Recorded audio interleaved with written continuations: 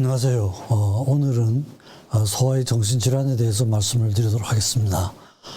전번 시간에 소아의 아동들의 정상 발달에 대해서 말씀을 드렸죠. 그 정상 발달이 일어나지 않으면은 질환이 되는 그런 상태입니다. 그래서 오늘은 첫 시간으로 유아기 정신장애에 대해서 말씀을 드립니다. 대개 앞으로 이런 순서로 말씀을 드리려고 합니다. 오늘 말씀드리고 다음 시간에는 걸음마기, 학령정기, 그리고 그 다음 시간에는 몇 시간에 걸쳐서 학령기의 정신장애에 대해서 말씀을 드리도록 하겠습니다.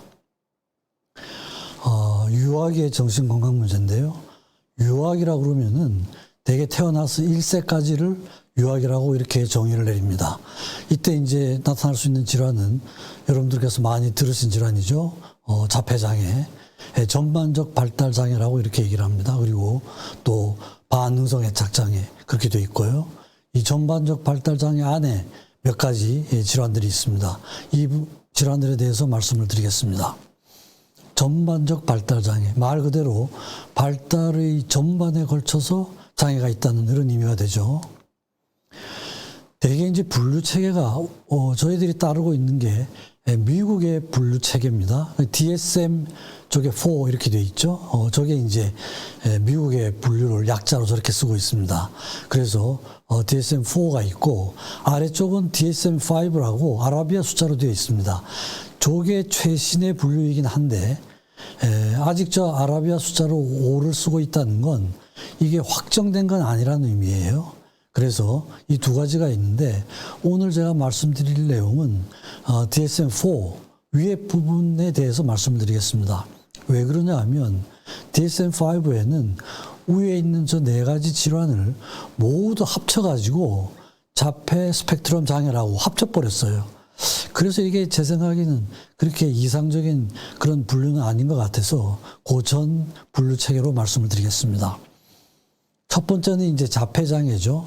이건 여기서 보시다시피 아주 복잡한 과정을 거쳤습니다. 유아정신증이라고 하기도 하고 유아치매, 또 초기에는 소아기 정신분열병하고도 구별이 되질 않았어요. 여러 가지로 불리다가 1943년에 레오 카느라는 아주 이건 역사적인 인물이죠.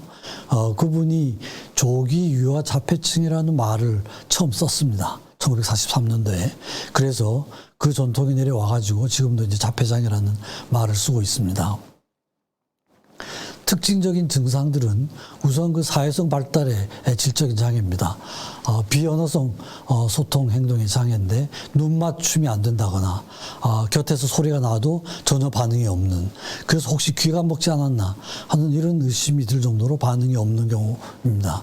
그 다음에 또 나이가 좀 들면은 또래 아이들하고 관계가 전혀 형성이 되질 않습니다. 그리고 또 자기의 어떤 감정적인 변화들, 기쁨이라든지 관심, 뭐 또 자신이 성취한 일을 다른 사람과 공유하지 못하는, 이 사회적 관계가 전혀 되지 않는다는 얘기죠. 그리고 사회적인 또는 감정적인 교류의 결여, 미소 반응, 정상적인 발달에서 보였던 그런 웃는 반응들, 이런 게 이제 전혀 없고 올려주어도 반응이 없는 이런 겁니다. 그래서 다른 사람들하고의 관계 형성이 전혀 되지 않는 이런 특징이 있습니다. 두 번째는 언어 발달의 장애예요. 대부분의 경우에 언어 발달이 일어나질 않습니다. 만 2세가 되고 이러더라도 아빠, 엄마조차도 하지 못하는, 단어도 거의 발달되지 않는 이런 경우도 많고, 또 옆에서 묻는 말에 대해서 반응도 없고, 혹시 반응을 하더라도 반향어라고 그러면은 하는 사람이 말을 그대로 따라한다는 얘기죠. 그래서 이름이 뭐냐 그러면은 똑같이 이름이 뭐냐 이렇게 이제 반응을 하는 거죠. 나이가 몇 살이냐 그러면 몇 살이라는 반응을 보이지 않고 나이가 몇 살이냐 이렇게 반응을 보이는 경우가 많습니다. 그 다음에 이제 일정한 단어를 상동적으로 반복적으로 사용하죠. 그러니까 언어가 발달이 되더라도 대화의 목적으로 쓰지 못한다는 겁니다. 그리고 또 질문을 하면서 일반 문장을 하듯이 억양이 전혀 없는 이런 특징을 가질 수도 있고요. 또 대화는 하지 않고 말을 할 때 자기의 관심사만 반복적으로 말을 하는 이런 것도 나타날 수가 있습니다. 또 대명사를 혼동하고 나하고 너를 혼동을 해서 쓴다거나 하는 이런 특징들이 있을 수가 있습니다. 세 번째는 행동, 관심, 활동의 제한인데요.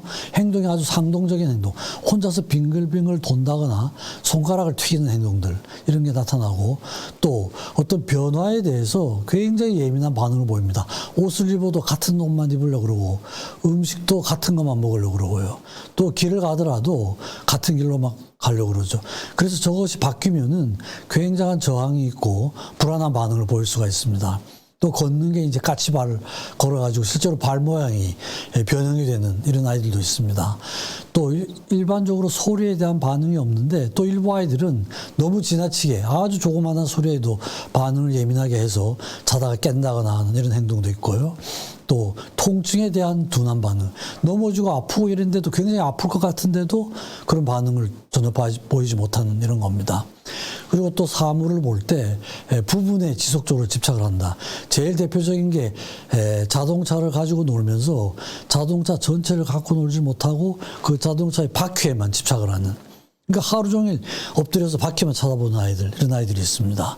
그리고 바깥으로 나가더라도 자동차를 보면 자동차 바퀴를 보고 쫓아가는 아이들, 굉장히 위험할 수도 있죠, 그렇죠? 그래서 사물을 전체로 보지 못하고 일부분에만 집착하는 이런 경향이 있습니다. 자해 또는 공격적인 행동, 전부 다 나타나는 건 아니지만 이런 행동도 나타날 수가 있습니다. 역학은 12세 이하에서는 10,000명당 2명 내지 5명, 그렇게 흔하진 않죠. 근데 PDD-NOS라고 한 건 이건 비전형적인, 그러니까 증상이 그렇게 심하지 않은 자폐증을 얘기하죠. 이런 경우는 0.2%, 꽤 많죠. 성별 분포는 남아가 3배 내지 5배. 자폐증뿐 아니라 거의 한 80~90%의 소화기에 나타나는 질환들이 남아에서 많아요. 여아보다. 한 너댓 배 많습니다. 사회경제적인 상태는 무관한 이런 겁니다. 원인은 정확하게 밝혀져 있지는 않습니다. 유전적인 연구가 최근에 굉장히 활발하게 진행되고 있습니다. 거의 전 염색체가 다 연구가 되고 있는 그런 상태이고요. 생물학적인 요인으로는 경능성 질환이 동반된다거나, 또 정신 지체, 지능이 떨어지는 거죠. 지능이 떨어지는 경우는 대개 지능 지수를 70으로 기준으로 해서 70이 되지 않으면 정신 지체라는 진단을 내리는데, 약 4분의 3에서 75%에서 지능 지체가 동반이 되어 있습니다. 뇌파를 찍으면은 이상 소견이 나타나기도 하고요.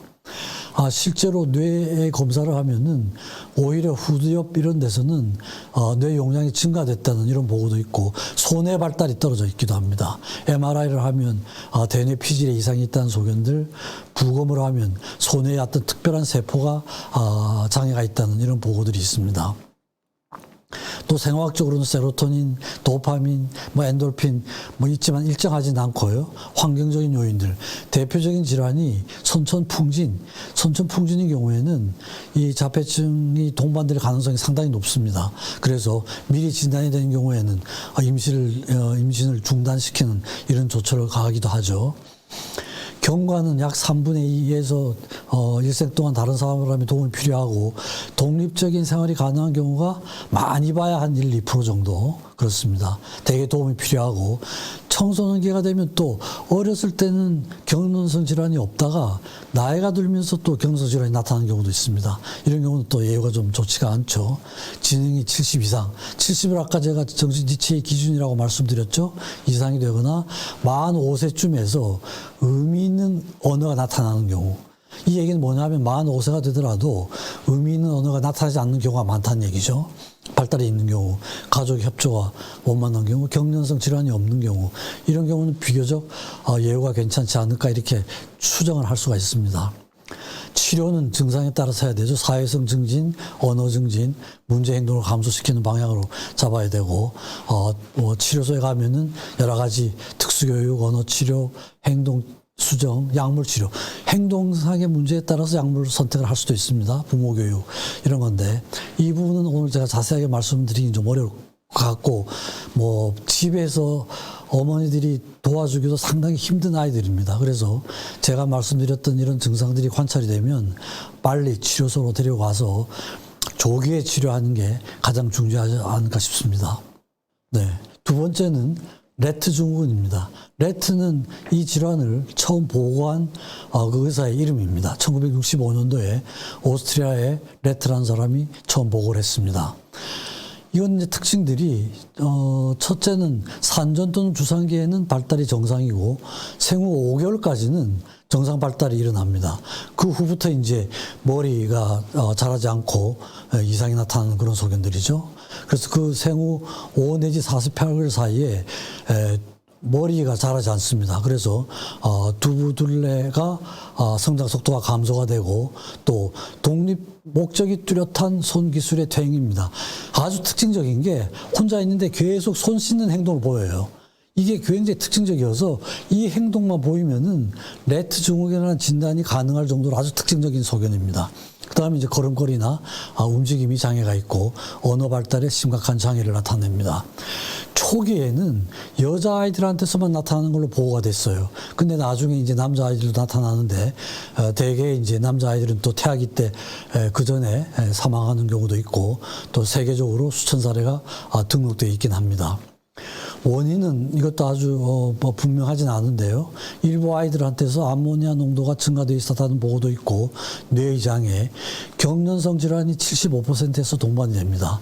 또 유전적인 요인인데요. 특히 이제 이 질환은 X 염색체에 저 MECP2라는 그 유전 인자가 확인이 된 그런 케이스입니다. 그래서 이건 이제 임상적인 관찰이 우선이 되고 그걸 바탕으로 해서 유전적인 요인을 밝혀낸 아마 거의 최초의 질환이라고 할 수가 있을 것 같습니다. 경과 및 예후는 점차 진행이 되면서 악화가 되고 성인까지 가는 경우에도 인지 사회성 수준은 유아기에 머무는 그런 심각한 질환이라고 할 수가 있습니다. 치료는 증상에 따라서 경련이 일어나면 항경련제를 쓰고 행동 수정 또 다른 행동상의 문제가 있으면 약물 치료 또 이렇게 근육의 장애가 많이 나타나니까 물리 치료가 상당히 중요합니다. 세 번째는 소화기의 붕괴성 장애. 붕괴성이란 말은 어느 일정한 시기까지 정상적인 발달이 일어났다가 되돌아간다는 이런 의미가 되죠. 그래서 이 질환도 여러 가지 이름으로 불렸습니다. 헬러라는 사람이 헬러 증후군이라고 기록했던 그런 질환이기도 하고요. 또는 유아치매, 붕괴성 정신증, 공생적 정신증 이런 여러 가지 이름으로 불리다가 지금은 공식적으로는 소화기의 붕괴성 장애라고 되어 있습니다. 아까 말씀드린 것처럼 일정 기간이죠. 생후 첫 2년 동안은 명백히 정상입니다. 여러분들 제가 정상 발달해서 말씀드렸는데 2년 동안이면은 굉장한 발달이 일어나죠. 사회성, 언어, 운동 등등 모든 기능에서 굉장한 발달이 일어납니다. 근데 그 2년까지는 명백하게 정상적인 발달을 하다가 무슨 원인인지 알 수는 없는데 그 후부터 이제 퇴행을 하게 되는 거예요. 언어, 표현성, 수용성 언어에 장애가 생기고 사회적인 기술, 적응장애, 소대변 가리기, 놀이, 운동기술. 그러니까 그 전에 발달했던 모든 기능들이 다시 퇴행을 하는 이런 아주 질환이라고 할 수가 있습니다. 역학은 남자아이가 10만에 1명. 이것도 역시 자폐증하고 마찬가지로 남자아이들한테서 훨씬 높게 나타나는 질환입니다. 원인은 이제 다 완전히 밝혀져 있지는 않습니다만 동반될 수 있는 질환들입니다. 경련성 질환하고도 동반될 수가 있고 결절성 경화증, 페닐키토누리아 밑에 몇 가지 질환을 적어드렸는데 모두 이게 뇌에 심각한 장애가 올 수 있는 그런 질환들입니다. 그래서 확실하게 밝혀져 있지는 않지만 뇌의 장애와 관련된 질환으로 그렇게 이제 추정을 하고 있습니다. 경과는 비교적 다양한데요. 이 질환은 이제 어느 일정한 기간까지 이렇게 진행이 되다가 그 이후에 일정한 상태를 유지를 할 수도 있고 또 언어 발달도 간단한 문장을 만들기도 하고요. 그렇지만 지능은 상당히 많이 떨어지죠. 30에서 50 사이입니다. 아까 말씀드린 것처럼 지능 저하는 70을 기준으로 합니다. 70을 기준으로 해서 50에서 70 사이는 경도, 가벼운 정신지체라 그러고 30에서 50은 중간 정도의 정신지체, 30이 안 되는 경우에는 극심한 정도. 이렇게 해서 지능 저하를 또 10에서 30, 30에서 50, 50에서 70 이렇게 해서 나누게 하는데 분류를 하기도 하는데요. 이제 이 경우에는 30에서 50이면 중간 정도의 지능 저하를 나타낸다고 할 수가 있죠. 역시 특수교육, 언어치료, 행동치료, 약물치료 이런 건데 부모님들께서 도와주시는 부분이 아니고 빨리 치료소에 가서 아주 집중적인 치료를 받아야 되는 그런 아동들이라고 할 수가 있습니다. 그 다음에 이제 네 번째는 아스퍼거 증후군입니다. 아마 여러분들 많이 들어보셨을 거예요. 뭐 일부는 이게 그 방송에도 주인공으로 나오기도 한 그런 아이들이죠. 1944년, 그러니까 1943년도에 레오 칸느라는 사람이 early infantile 조기 유아 자폐증이라고 보고를 했죠. 근데 이 아스퍼거라는 사람이 그 레오 칸느라는 사람의 기록을 본 것 같아요. 그 다음에죠, 44년도에. 근데 칸느가 보고한 아이들하고는 조금 다른 거예요. 유사점도 있지만 조금 다른 거. 이렇게 해서 처음에 보고할 때는 자폐적 정신병질자라고 아스퍼거라는 사람이 처음 보고를 했습니다. 자폐증하고 유사한 증상은 있지만 조금 다른 점이 있다. 이런 의미예요. 근데 이제 그게 후에 나중에 이제 윙이라는 학자가 그 사람이 보고한 그걸 받아들여서 아스퍼거 증후군이라고 보고를 했고 그렇게 이름을 붙였고 DSM-4 미국 분류학회하고 ICD-10은 국제분류학회입니다. 국제분류학회. 분류학회가 크게 두 가지가 있습니다. 미국 분류학회가 있고 국제분류학회가 있는데 이 양쪽에서 다 아스퍼거 증후군이라는 걸 받아들였어요. 그래서 DSM-4와 ICD-10에서는 아스퍼거 증후군이라는 이름을 붙였습니다. 처음 보고한 사람의 그 뜻을 살려가지고 아스퍼거 증후군이라고 이렇게 붙였어요. 이거는 특징적인 증상들이 그 자폐증이 어땠죠? 사회성 발달, 그 다음에 행동 발달의 장애, 언어 발달 장애 이 세 가지가 있었잖아요. 세 가지가 있었는데 사회성 발달하고 행동 발달의 장애는 자폐증하고 똑같습니다. 지금 여기 보시면 제가 그대로인데요. 언어 소통의 장애, 자폐증에서 내린 진단 기준을 제가 그대로 적어뒀어요. 공유하지 못하고 관계 형성이 안 되고 사회성 떨어지는 거죠. 행동도 그대로입니다. 상동적인 행동, 뭐 같이 이렇게 똑같이 나타나는데 세 번째 보시면은 언어 발달의 지연은 없어요. 그러니까 자폐증하고 같은 증상인데 언어만 정상 내지는 정상에 가까운 발달을 하는 이런 아이들을 아스퍼거 증후군이라고 그렇게 얘기를 합니다. 그래서 아마 아스퍼거가 처음 보고할 때도 이런 특징을 가지고 비슷하지만 다른 걸로 이렇게 보고를 했던 것 같아요. 치료는 역시 사회성 증진 프로그램도 해야 되고 특수교육, 뭐 언어도 사실은 정의상으로는 거의 정상 발달을 한다고 되어 있지만 언어 발달도 일반 아이들보다는 좀 늦는 경우가 많습니다. 그래서 저런 교육 프로그램에 다 같이 이제 포함을 시켜야 되는 그런 경우라고 할 수가 있습니다. 그 다음에 이제 오늘 말씀드릴 내용 중에서 마지막 질환인데요. 반응성 애착장애입니다. 이 말은 그 애착장애가 있는데 반응성이란 얘기죠. 반응성이란 얘기는 아동 자신은 정상적으로 태어났어요. 정상적으로 태어났는데 환경이 나빠서 그 나쁜 환경에 대한 반응이라는 이런 의미입니다. 그래서 반응성 애착장애라는 이런 표현을 하고 있죠. 그래서 특징은 부적절한 사회성 대인관계예요. 대개 이제 5세 이전에 시작이 됐는데 사회성 발달 뭐 자폐증하고 유사한 반응이 나타나죠. 반응이 지나치 위축, 경계한다거나 양가적인 감정 반응을 보이는 이런 거고 또 하나는 전혀 선택성이 없는 그 환경이 나쁜데 그 환경이 나쁜 거에 대해서 반응을 하는 게 전혀 반응을 보이지도 않는 이건 자폐증하고 상당히 유사하죠. 근데 또 다른 한편으로는 선택성이 없이 아무나에게 잘 가는 거예요. 자기에게 낯이 익은 사람이나 낯이 익지 않은 사람이나 관계없이 굉장히 친한 사람인 것처럼 같이 가는 겁니다. 이런 거죠. 선택성이 전혀 없어지는 거예요. 그래서 어렸을 때 나타나는 그런 그 낯가림 같은 거, 그 다음에 격리불안 이런 것도 전혀 나타나지 않는 그런 아동들입니다. 그래서 그럼 왜 이런 증상을 보이느냐? 양육상의 특징들이죠. 근데 환경이 나쁘다고 하는 건 옆에서 키우는 사람이죠. 주로 어머니가 되겠죠, 그죠? 어머니 아닌 경우에는 어쨌든 돌봐주는, 1차적으로 돌봐주는 사람이죠. 정서적인 욕구를 무시한다거나 신체적인 욕구를 잘 먹여주지 않고, 그죠? 잘 치워주지 않고, 이런 거고, 또 돌봐주는 사람이 자주 바뀌는, 일정한 상태가 아니고 자주 바뀌는 그런 상태입니다. 근데 이제 아마 요즘은 그렇게 흔할 것 같지는 않은데요. 요즘은 그렇게 흔할 것 같지는 않은데, 과거에는 아이들이 그냥 고아원에 이렇게 넣잖아요. 그죠? 고아원에 들어가면은 아이들이 워낙 많으니까 일정한 사람 일정하게 도와주지 못해요. 매번 가서 젖 주는 사람, 우유 주는 사람, 기저귀 갈아주는 사람이 바뀌는 거예요. 그럼 일정한 사람하고 관계를 맺을 수가 없잖아요. 그죠? 그러니까 이제 애착장애가 생기는 겁니다. 그리고 또 어머니가 있다고 하더라도 아주 심한 우울증에 걸리는 경우, 또는 뭐 정신분열병이나 이런 심한 정신장애를 알아가지고 어머니로서의 역할을 적절하게 하지 못하는 경우죠. 그런 경우는 아동들이 대인관계를 형성할 수 있는 기회가 박탈당하는 겁니다. 이런 경우에 생기는 경우가 반응성 애착장애예요. 그래서 여러 차례 말씀을 드렸습니다만, 다시 그 애착 행동을 그 단계적으로 보면은 처음 1, 2개월 때에도 그 자극에 대한 반응은 있잖아요. 그죠? 사람이 가서 얼르면은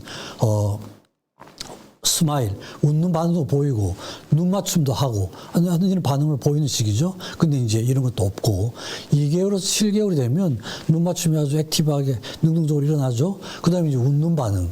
처음에는 선택이 없다가 나중 가면은 가까운 사람이 얼르면 웃는 반응들. 그 다음에 옹알거리는 거, 그죠? 말을 못해도 이런 것도 나타나고, 7개월에서 18개월이 되면 분리불안. 가까운 사람이 옆에서 돌봐주다가 떨어지면 울죠. 엄마를 찾는 행동이 나타나죠. 그 세퍼레이션 앵자이티죠, 그죠? 낯선 사람이 나타나면 낯을 가리고, 그 다음에 뭐 자기 제스처를 쓰면서 의도적인 대화를 하는 행동도 나타나고요. 그 다음에 이제 18개월에서 26개월이 되면 또래에 대한 관심도 늘어나고 언어 발달, 굉장히 급격하게 일어나는 시기죠. 그래서 여러 가지 애착 행동과 관련해서 여러 가지 그런 사회적인 반응이 나타나는데, 이제 이런 반응들이 거의 나타나지 않는 경우들이죠. 그래서 경과나 예후를 보면 병적인 양육의 정도, 그런 그 나쁜 환경이 얼마나 강하게 나타났느냐, 이런 거죠. 그 다음에 또 얼마나 오랫동안 지속이 됐느냐, 지속되는 기간에 따라 가지고 이게 만약에 뭐 1년, 2년 이렇게 계속이 되면 상당히 어려워지죠. 그 다음에 이제 아동 자신이 적응할 수 있는 그런 기질적인 특성들, 그 다음에 아주 처음에 그런 나쁜 환경이 언제부터 지속이 됐느냐, 이런 거에 따라서도 예후가 좀 결정이 될 수가 있고요. 또 예를 들어서 신체 학대, 요즘도 간혹 문제가 되죠, 그죠? 아이들을 학대하는 이런 부모들이 많은데, 이런 경우들은 이제 예후가 나쁘다고 할 수가 있습니다. 그래서 치료는 여러 가지 그런 케어가 제대로 일어나지 않으니까 신체적인 문제에 대해서도 굉장히 소홀히 하죠. 이런 게 나타나니까 신체적인 문제들, 영양실조, 감염의 가능성들 치료를 해야 되고, 그 다음에 부모나 양육자에 대한 치료 교육, 그 다음에 이제 애착 프로그램이 있습니다. 부모 교육을 시키기도 하고, 치료자가 부모 역할을 하는 거죠, 그죠? 하고, 그렇게 해서 뭐 꽤 장기간 지속을 해야 되는 그런 경우들이라고 할 수가 있습니다. 그 다음에 이제 부모가 아주 병적이 돼가지고 부모 역할을 제대로 할 수 없는 경우에는 대리부모, 다른 가정에 보내가지고 할 수도 있고요. 또 신체적인 문제나 이런 게 이제 아주 극심한 경우에는 입원 치료를 하기도 합니다. 그런데 대개 이제 이게 5세 이전에 시작이 되는데, 환경적인, 아이 자신은 정상적인 상태로 태어났기 때문에 그런 환경적인 게 고쳐지면은 좋아질 수 있는 가능성이 상당히 많은 거죠. 그러니까 조기에 발견을 해서 조기에 치료가 되면은 정상적인 아동으로 클 수 있는 이런 가능성이 굉장히 많은 그런 아이들이니까 조기 발견, 조기 치료가 상당히 중요하고, 자폐증하고는 이제 완전히 구별되는, 그러니까 아동만 보면은 자폐증하고 상당히 유사한 그런 특징을 나타내지만 치료가 되면 상당히 빨리 반응할 수 있는 이런 아이들입니다. 그래서 조기 발견, 조기 치료가 상당히 중요한 아이라고 그렇게 말씀드릴 수가 있죠. 그래서 오늘은 제가 영학이 0세에서 1세까지 아동들, 그래서 발달의 그 나이에 따라서 어떤 질환이 나타나는가 하는 걸 이제 앞으로 말씀을 드리겠습니다. 그래서 오늘은 0세에서 1세까지의 대표적인 질환, 특히 이제 자폐증인 경우는 사실은 부모님들께서 집에서 할 수 있는 그런 경우는 상당히 드뭅니다. 그러니까 잘 관찰을 하시고, 그렇게 해서 예를 들어서 뭐 15, 16개월이 넘어갔는데도 언어가 전혀 발달이 되지 않는다. 그 다음에 쳐다보지 않는다. 소리에 대해서 반응을 하지 않는다. 이 특징만 잘 관찰을 하셔도 아주 조기에 발견을 하실 수가 있으니까 그런 아이들은 빨리 데리고 가서 치료를 하시는 게 좋을 것 같습니다. 네, 오늘은 마치도록 하겠습니다. 경청해 주셔서 고맙습니다.